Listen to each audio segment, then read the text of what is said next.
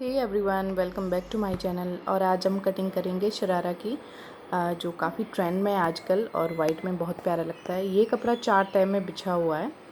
तो सबसे पहले हमारा जो निशान आएगा वो आएगा हमारा हिप साइज का, और इसका 1/4 हम निशान लगाएंगे और उसमें 2 इंच की लूजिंग जाती है। तो जैसे मान लो मेरा 40 है हिप साइज़, तो मैं यहाँ पे 12 पे निशान लगाऊंगी 2 इंच की लूजिंग के साथ। और इसके बाद जो आसन का जो निशान आता है उसका भी सेम रूल है कि जो आपका हिप साइज का 1/4 है उसमें आप 2 इंच बढ़ा दो, वो आपका आसन का निशान आ जाएगा। वो भी सेम हमारा आ रहा है फिर 12 पे। बट इसमें क्या चीज़ है कि ऊपर हमने ये 2 इंच मैंने छोड़ दिया है क्योंकि यहाँ हमारी बेल्ट आएगी। बेल्ट अलग से हम लगा रहे हैं क्योंकि ये लेंथ में थोड़ा कम पड़ जाएगा, तो इसलिए हमें बेल्ट अलग से लगानी पड़ेगी। अब ये जो भी निशान है इनको आप थोड़ा डार्क कर दो। आप बेल्ट को इसी के साथ भी काट सकते हैं, उसमें एक्स्ट्रा आप उसकी लेंथ रख के बेल्ट के लिए इसी में आप लगा सकते हो निशान या कपड़ा। तो अब वही जो मैं बता रही हूँ कि लेंथ कम थी तो इसलिए बेल्ट आप अलग से भी लगा सकते हैं। अब क्रॉच एरिया के लिए भी आपने 1.5 से 2 इंच हम इसमें लूजिंग देते हैं क्रॉच एरिया के लिए, तो मैं 2 इंच यहाँ पे दी है। और इसके बाद जो हमारी लेंथ आती है, अब ये हमारा अपर पार्ट कट रहा है जहाँ पे जॉइंट आता है। घुटनों से ऊपर आपने देखा होगा कि इसका शरारा में जॉइंट आता है और उसके बाद इसमें चुन्नटें आती है। तो उसका जो रूल है वो 18 पे आता है। घुटनों से ऊपर जो 18 पे निशान आएगा और ये बन के मतलब 17 पे तैयार हो जाता है। तो अभी हम सिर्फ अपर पार्ट की कटिंग करेंगे, और जैसे प्लाज़ो की कटिंग करते हैं लूज़ प्लाज़ो की, ये सेम वैसी ही कटिंग होती है। यहाँ तक कि इसमें सेम है, कुछ भी अलग नहीं है। आप ये डार्क कर दो लाइंस जहाँ पे भी ये हमारा जो घुटनों के पास जहाँ जॉइंट आएगा, ये वो लाइन है।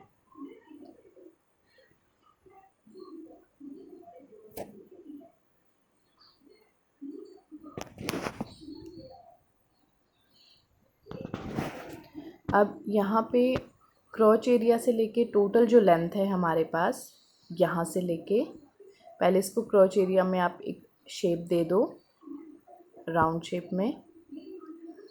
और अब जो ये लेंथ है टोटल यहाँ से लेके, अब जैसे मान लो ये हमारे पास है 14, तो इसका हाफ हुआ 7, इसका आपने हाफ करना है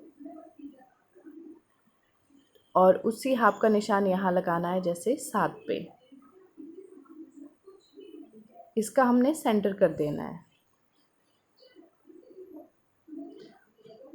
ये दोनों तरफ एक हमने शेप दे देनी है जैसे हम प्लाज़ो में देते हैं। इसके लिए आप या तो थाइस का नाप भी ले सकते हैं, बट अगर आपने ऊपर से प्रॉपर इसको बिछा के नाप के रखा है तो ज़्यादा फ़र्क नहीं होता है, वही चीज़ आ जाती है। तो ज़्यादा आप इतने छोटे बड़े निशान में मत जाओ, सिंपल आप इसको एक शेप दे दो। और जो अनइवन सा कपड़ा है उसको आप काट के अलग कर दो। ऊपर थोड़ा सा इसमें ऐसी रफ कपड़ा था कुछ, तो उसको मैं काट के अलग कर रही हूँ। अब आपको शायद समझ आ गया होगा ड्राइंग देख के। बस अब इस अपर पार्ट को आप अलग कर दो।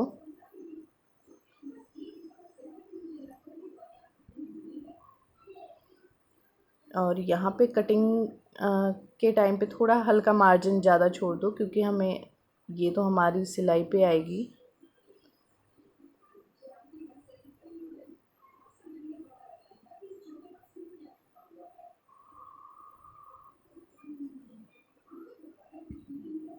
बस इसको हम काट के अलग कर देंगे।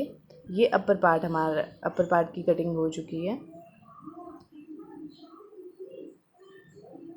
अब ये जो बचा हुआ कपड़ा है इसके नीचे वाले पार्ट से हम इसमें चुन्नटें लगाएंगे, और इस पूरे कपड़े की हमें ज़रूरत है क्योंकि इसमें प्लेट्स हम डालेंगे।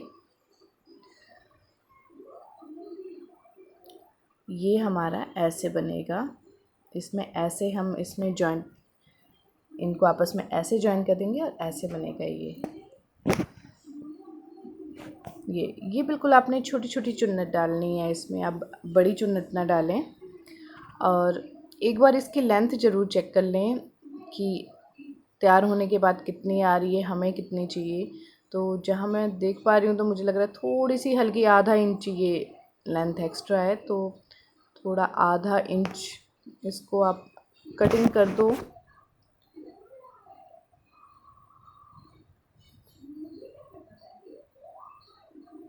और अब इसके बाद हम कटिंग करेंगे बेल्ट की, जो ऊपर बेल्ट लगनी है। उसके लिए भी आप इसकी लेंथ वगैरह नाप लो। और ब्रेड्थ हमें पता है कि हमने इसकी 5 रखनी है, ताकि हमारी 2 सवा 2 तैयार आए, क्योंकि 1 इंच तो हमारा सिलाई में भी चला जाता है। आप जितनी भी बेल्ट रख रहे हो उस हिसाब से ही पूरा अपर पार्ट आपने कटिंग करना है। तो मुझे पहले से ही पता था कि मुझे सवा 2 तैयार चाहिए, तो उस हिसाब से मैं एक्स्ट्रा मार्जिन रख के बेल्ट का एरिया छोड़ के मैंने पूरे निशान लगाए थे। तो ये 5 के करीब मैं काट रही हूँ बेल्ट को। और बस यहाँ हमारी बेल्ट भी तैयार हो चुकी है। इसको प्लाज़ो की तरह सिलते हैं, बस इसमें नीचे चुन्नटें बनती है, तो चुन्नटें आप छोटी छोटी लगाएं, बहुत सुंदर लगती है। Thanks for watching guys.